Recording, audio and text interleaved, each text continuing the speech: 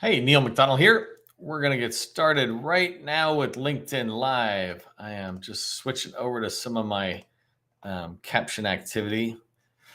There we go. Good afternoon if you're on the East Coast. Good morning if you're on the West Coast. I appreciate you joining me today. I'm pretty excited about today. We're going to get started right now with LinkedIn Live. Okay. Had a little problem there with feedback on the audio. Hey, if you don't know me, I'm Neil McDonnell. I'm with the GovCon Chamber of Commerce. And my mission is to sit there and help you understand that government contracting is not a secret. It's just a process. And part of the process is attending trainings like this so you can continuously develop your skills and perhaps use me as an accountability buddy. You know, you come in every day and you're like, all right, I'm focusing on what I call quadrant 2 skills. They're important, but not urgent. And so if you're coming in and joining me, congratulations on focusing on your primary activity, even though you got all these distractions through your day. Today, we're going to be talking about how to use LinkedIn to make federal capture activities easier. And there's three particular topics that I want to talk about. One is how to engage the agency stakeholders on a particular opportunity. I'm going to show you how I do that in LinkedIn. The second thing is how to engage teaming partners. Maybe you're looking for teaming partners. So how to do that on LinkedIn based on a real world opportunity. And the last one is how to ghost incumbents and recruit their staff. One of the things I've always disliked when I was a small business owner for 20 years before starting the GovCon Chamber was how much I felt like I just couldn't learn what other people were doing to achieve success. There were certain things that were going on, and I always felt like people were keeping it a secret. And that's why I started that tagline for the GovCon Chamber is that government contracting is not a secret. I wanted to take anything I could find and share it. It's a process, right? It's just here's how we do it. But so many people keep it close hold, and I'm determined to share everything. Anything I know or I learn, I'll share. My goal is that you achieve success. And if you ever want to come knocking on my door, you can. But really, you could watch my videos and achieve success because if you come to me and work with me, I will always tell you exactly what I'm telling you in these videos. So there's not going to be any surprise in there. And so I like today where the topics I'm going into is a little bit more, I think, a sophisticated or experienced capture person's skill set is how do I really drive down into an opportunity beyond the GovWin or SAM type information I might see. So I'm going to go ahead and push down into our topics by sharing my screen here. Give me 1 second.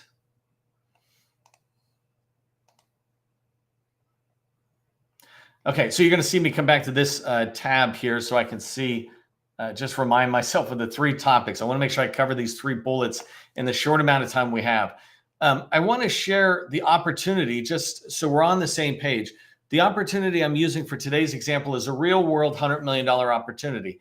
I'm supporting a customer on trying to win this cybersecurity opportunity, and it's called DC Rios. It's in the Air Force. So you can see the details here. But the thing that the first thing I want to talk about, because I want to do agency capture, I want to begin to learn more about the agency, or in this case, the squadron that's dealing with this opportunity, who some of the players might be, because the more I learn about those, the more I might learn about who the selection board might be, who's going to make the decision on my proposal. If I write a proposal, they're the ones reviewing it, potentially, right? So I want to get in, see what they're writing, and I want to begin to engage them a little bit so that I can then actually try to schedule a meeting. Everything's incremental, right? You don't want to just shock them by throwing ice water over their head and by reaching out to them and trying to connect or get a meeting right away. But if you build a relationship through LinkedIn, if you start getting them used to you, then you can have that meeting and they'll be ready for it when the time comes. So at the moment, you can see that basically it's the 92nd Cyber Operations Squadron as a continuing requirement for this cyber work. And I wanted to back up one step and just show you, I support customers in cyber. And so one of the things I help my customers with is if you're trying to look at the cyber footprint within DoD, it's a $10 billion spend in FY 2022. So when you look at $10 billion that DoD is going to spend on cyber, and you just put your own core competency into the scenario. But when I know that they're spending $10 billion, now I want to look at that $10 billion and go, well, how much actually is small business eligible, if you will, or contract eligible? So I have to get rid of all the cyber costs that might be going to staff, or existing systems or something they might have in place. But it comes down, and it's still a big pool. But then I want to know who's in DoD cyber. So you can see right here that I had DoD, Air Force, Army, Navy, Marine Corps, and then coming over here, I'm able to go into the way they break down cyber. And the reason this is important to me is because I've been doing all this during business development activity, right? There's two different things. One's understanding the agency and starting to build relationships. The other's going after a particular opportunity. So in the Air Force, as an example, I took the time and really began to understand the Air Force, all the commands that are in there, and how the cyber commands are broken down. And what I do is I work with my customer and I go, well, which ones of these commands procure or do the type of work that you do or could support? And by doing that, I'm able to look, let's say 16th Air Force, I'm able to get rid of the commands that really don't fit and never probably will fit as a buyer. And I'm at a much smaller pool of commands I want to check. So here is 92nd Cyberspace Operations Squadron, and they're out of Texas, right? And so I've already done my research. I've got a lot of information about them. But if I wanted to go in and figure out, well, how do I reach them? Right? I don't currently know somebody at 92nd.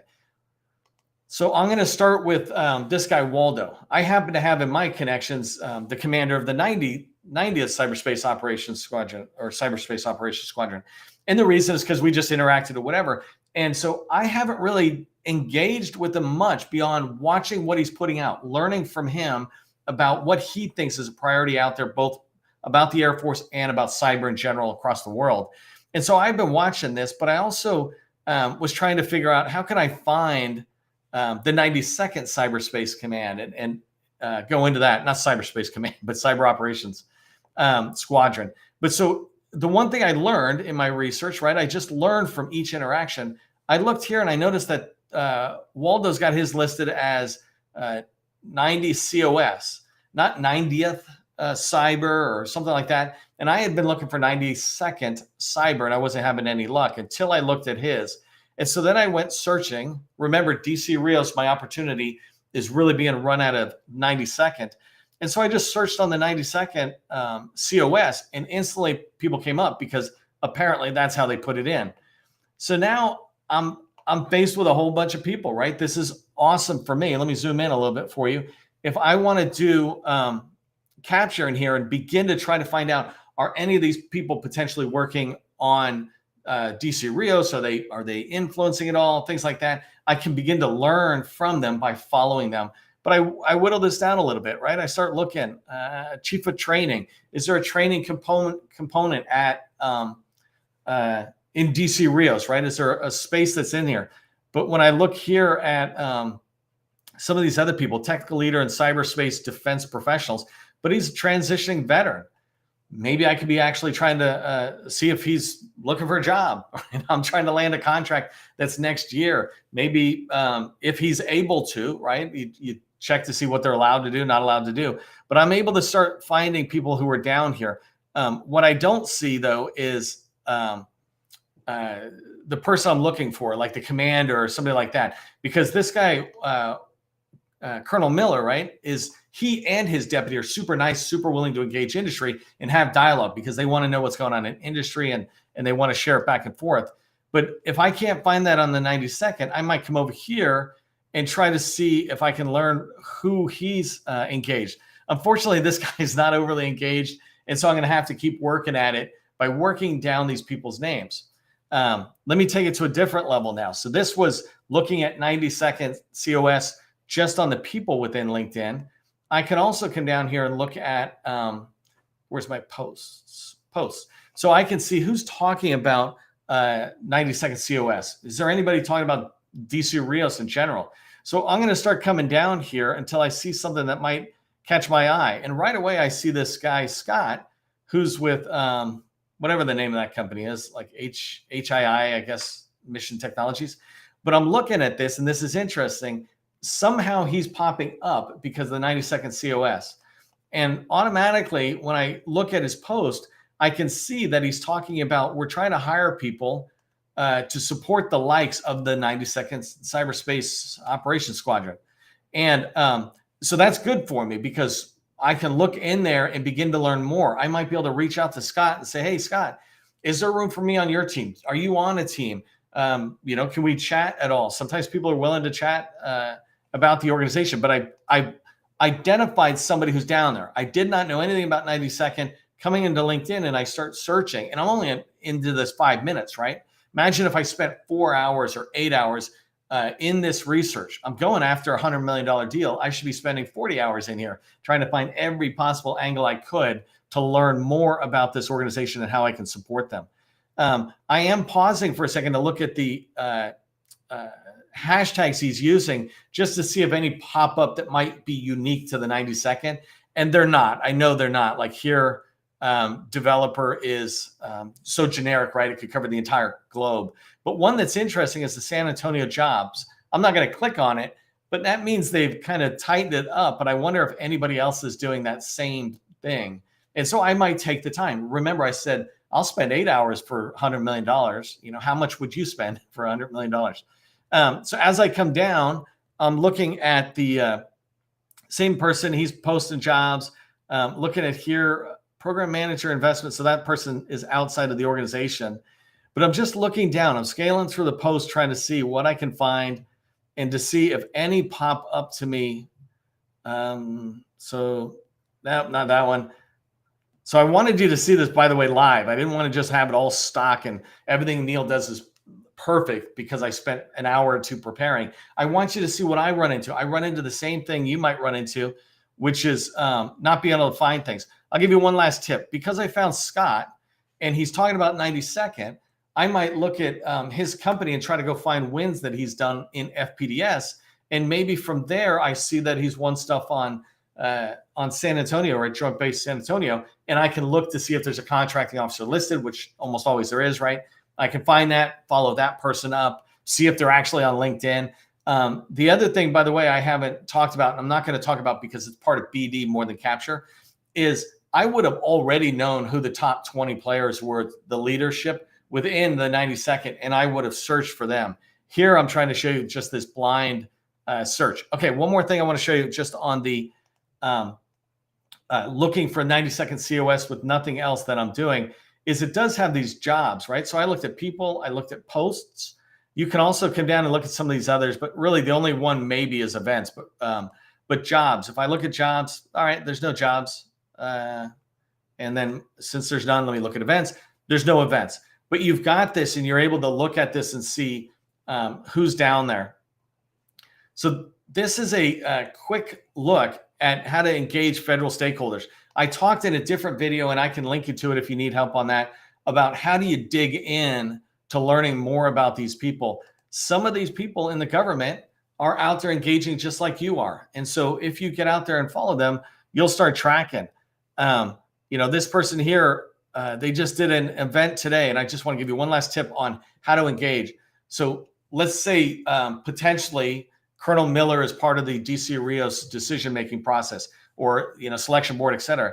Well, he just put out this post this morning, and when I saw it, I would have I gave it a thumbs up, but I also was heading out to the dentist, and so I didn't really engage it. But also, it's not my space, right? I don't speak technically on cyber. I speak more conceptually or how it helps the agency these days.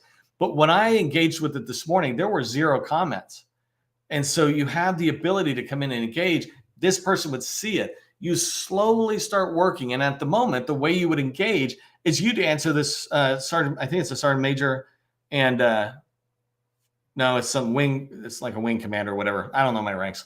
But anyways, these two guys are throwing back and forth saying, hey, what do you think about this? Software development should be its own career. Well, if you had an opinion about it and you wrap it in, you could be part of that. This guy would see it. You would not try to ever sell him. You're engaging and you're trying to help improve his dialogue, right? And then same thing with down here. There's 14 people who engage this comment in with comments. And if I look at it, and just expand this really quick, as I come down, I can see some of these people are industry, right? Which is good for me to learn about industry. But here's a chief warrant officer. I'm like, is Tom in 90th cyberspace? This one is offensive cyberspace officer in the United States Air Force. So they're in there. I don't know whether those people are tied to his squadron or 92nd Squadron, but remember that 8 hours of research. I would click on each one of them, learn who they are, and begin to follow them if it makes sense. That's funny. I did not mean to give it a funny laugh, but it is what it is. But last thing is, look here. When I'm looking at the people who gave it a thumbs up, right? I can come down here and I'm looking to see, does any of these people say that they're basically an officer? So here's a Space Force officer. I would go chase down Cody, just to follow him and see what's going on. Here's a technical director I'd want to follow. Chief Warrant Officer. Okay, he's retired. Still might look at it, but it's not in there for sure. Here's Platform One. By the way, I'm doing stuff at Platform One, so it's great to know about Brian. But you can see as I'm coming down, through his engagement for this colonel out there, I'm able to learn more and begin to engage. All of it with the idea that I want to engage this person so I can eventually have a dialogue with them about DC Rios or cyberspace in general, et cetera, that might help me write a better proposal. So let me move on to, let me get rid of this guy. Come on, Alexander. I wanted to come here to this cyberspace system. So the next thing was engaging with teaming partners that can help you win. And actually that one is opposite. But I came down here and looked at, this is just GovWin. And really, if you're going after a $100 million opportunity, you should have GovWin. You probably do. So if you're not making money, you shouldn't be in GovWin. That's my rule. Or you shouldn't have GovWin. Get somebody to give it to you. But coming down here, you can look at all these teaming partners. If I'm trying to build up a team or I'm trying to look at who's the competition, I can come down here and look at this. So position, clearly anybody who's priming is a competitor to me, unless I want to subcontract, and now the person's ideal. So like Microtech, if I wanted to reach out and find out more about Preston, if I take Preston as an example, let me just put Preston in here. And what was that company name? Micro. Oh, there they go. Came up kind of fast anyways, but okay, it's this person. So Preston's right here. Now this is teaming partners, right? I'm looking at a potential list of teaming partners. I might look at an industry day event where it lists attendees and I can find those people. I'm coming back to LinkedIn during Capture, and part of Capture is building a team of subs or getting on a team with a prime. And so here I'm looking at Preston. He clearly has got a lot of business down there, as I already know, but I can begin to look at his activities. And one of the things I notice is that, well, he likes to like things, but if I click to his post, what he's actually posting out there, Preston is posting constantly Tim's the acquisition of the HR side of the house, right? Trying to hire people. So between Tim and Preston, I've learned about two people in here. I can learn more about Microtech if I don't know them, and I can engage. If you look at this, no one's engaged with this. One person is giving it a thumbs up. So if I sit there and give it a comment, no comments are on here, and they posted it a day ago. If I post a comment in here and I say, hey, tagging a couple of people who might be interested, or I share it and say, and I put a post saying sharing out to my network, hopefully people will be able to see it. As long as you can share it out legitimately, you can comment legitimately, then that's a legitimate way to start a relationship using LinkedIn to engage people like Preston who are, a potential prime over there. You can do the same thing coming down, looking at JFL. I was looking at some of those people, but all of these people in here, you can do that same thing of just going back to LinkedIn and trying to find them and engage them. Let me show you an example of something with Preston that might be good, right? I might look at Preston and go, you know what? I want to know what this guy knows whenever he's talking. Like I want to eventually build a relationship with him because I feel like I could probably subcontract under. I could offer a lot because we're strong at whatever we do, and he might like that. He might value it. And so I want to engage. I don't want to just knock on his door. I engage the way I just showed you on posts, right? Share it, comment, like it, whatever. Even if you just give it a thumbs up, you're trying to share it out to your connection. But what I want to do is I want to come over here. I don't want to connect, but right here it says more. If I click on more and say follow, now I'm following Preston. He's not being bombarded with all of my posts, but I'm telling him I'm willing to hear about all of yours. And so because I followed him, LinkedIn just sent him a note saying, hey, Neil's following you. Who's this Neil guy? Let me go check him out, right? Whatever it is. By the way, if you don't know this, when people have this little premium logo, it's almost like they're saying, feel free to connect with me. But the one you want to pay attention to is right there, that bell icon. It says, get notified of all Preston's posts. Because I want to build a relationship with him, I don't want to miss anything. In fact, all of you should have pushed the bell for me because I share a lot of valuable stuff, right? Not toot my own horn, but I work very hard to deliver content that you would like. Well, don't miss it by not hitting that bell. The same way I won't miss what Preston says from now on because I've clicked this bell and LinkedIn will proactively push his content to me. If I ever get to the point where I'm like, you know what, this the content I'm getting, it's not the stuff I'm looking for in the feed, I can come back to Preston and just say, turn the notifications off, or I can just stop following him at different levels. So it's never hard to revert back, but when you click that bell, you stay informed about who's out there. Okay, so the last thing I wanted to talk about was the ghosting, because this is one that I feel like all of us have to learn on our own unless we were somehow in a company like a large or something, somewhere where you had a mentor. And really my tip here is for people who don't have mentors. I think there should be a whole book on ghosting. Somebody out there should write, because ghosting, all it means is understanding your competitors enough that you can compete against them, right? And part of understanding them and competing against them is finding their people. That's just normal business, right? And so I wanted to talk to you about that. If I come back to the snapshot and I come down here, and this is GovWin for those of you who are not familiar with it, it has a lot of data in here. But I come down and I can see that there's two companies, and I'm just going to use Cyber Systems Services Solution as an example.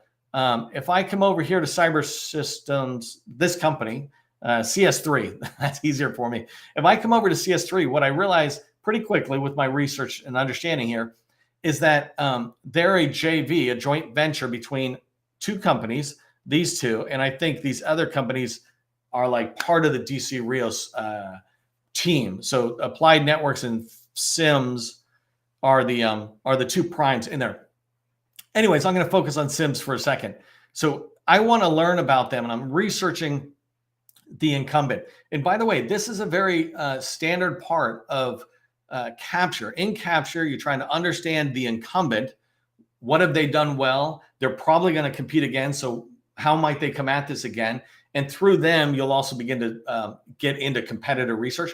But the other thing you're doing is if you're trying to go after this contract, we all know this, people flip badges if company A wins it from company B, right? So understanding who those people are, beginning to reach out, see if you can't start engagement with employees who are already working, let's say in this case, DC Rios, and then getting letters of intent, things like that, right? I'm not here to speak to that point, but that's all just normal part of capture that you should be doing pretty far in advance of the RFP drop-in, right? The sooner you do it, the sooner you lock people down from your competitors being able to recruit like the best and the brightest or something.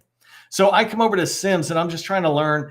And one of the things I wanted to do is to figure out, okay, who are these people and how do I begin to engage them? So I'm going to come back here to this LinkedIn profile, and I'm just going to type in SIM. I think it's SIM and S. Let's see if that works. Oh, but it's not. I needed an extra. Oh, no, there it is. So that's the same company. It came up, and the way I research competitors, just my first example showing you here, is I find their company page and I come in, and now I'm able to do competitive analysis of this company from LinkedIn, right? You would do it through FPDS. You would do it through their website. You would do it by knocking on the door of the core and the contracting officer or the program officers or program staff. But this is one way to do it through LinkedIn. So the first thing I noticed right away is that there's 65 employees in there, which is perfect. I want to dig into that. But the other thing I begin to look at is some of these things like, okay, here's jobs in here. I can kind of see their employee count, and LinkedIn tracks this as people are in there. And this is just normal information for every company. I can find you the rates people are charging the government on their different contract vehicles, et cetera. That's all just normal stuff that's out there. So anyways, I'm going to come up here, though. I want to look at jobs. Let's just start there for 1 second. When I look at jobs, I get a little bit of an understanding of where they might be, the type of stuff they're looking at, and where the jobs are. So these are, remember, DC Rios is in Texas. That's what I'm trying to track on at the moment. So right now, these are DC based in Panama, Florida. Okay, so here's some San Antonio stuff, but it's low level. I don't actually know what Excalibur is, but desktop computer support, that's low level. But there's not a lot here, right? They got 9 jobs, and so it's pretty straightforward. The other thing I want to do then is look at the people who are working for them. And this is diving deeper in to understanding your competitor. So here, the first thing it tells me is where people are located, right? And I can tell, like right now, there's only 6 people down in San Antonio. The interesting thing is, it makes me wonder in DC Rios, because it's a $100 million opportunity, how many people are actually working at the other companies. And so I would do the exact same research I'm showing you here. I would do it on this company, Applied Network Solutions. So let me come back though here to look at the people. So here I can just start coming down and beginning to look at all these people and to start tracking. You know, when you see people with no picture, et cetera, you can begin to guess that they're probably not that active on LinkedIn. But I can start tracking who these people are who are working there and decide on a plan for reaching out, maybe doing some recruiting, trying to find people. Just, you know, and I kind of feel bad for saying it, but it's not bad. And I'm just going to type cyber into the search for employees just to see what I see. And so 9 came up, right? And that's that's good for me. And I can see 4 in San Antonio. So I'm going to click on them. I'm going after DC Rios. I've whittled this down to 4 people who are down there. And for some, 4 people, not to overly do it. Let me come away. But, you know, you see what I'm doing. I'm using LinkedIn to go to an incumbent, to look down at what they're doing and to begin to find their people, right? And if you're an incumbent at all, you should be working with your people to make sure that they're, they're trained for when people come knocking on their door so they don't talk. Anyways, so that's that. Let me come back to this one. So that covered engaging federal agency stakeholders, engaging teaming partners and helping you win, and then ghosting the incumbent and recruiting the staff. This is very fast, right? It's designed to be a fire hose training out there. But what I wanted to teach you is that you could use LinkedIn as a tool in your toolbox for doing capture. I showed you yesterday, if you watched that video, how to use it for business development. Today it was capture, and I'm going to continue for the rest of the week expanding on this. How do you use LinkedIn for your federal market sales activities? So I want to pause there and just tell you, if you found value in here, give it a thumbs up. If you haven't already, put your company name and core competency in. I love trying to know who you are. That way, if I can refer you to somebody else, or somebody who's in the chat can refer you to somebody else, that we all do that. Anyways, remember, government contracting, it's not a secret. It's just a process. Part of the process is showing up every day at noon right here. I'll see you next time.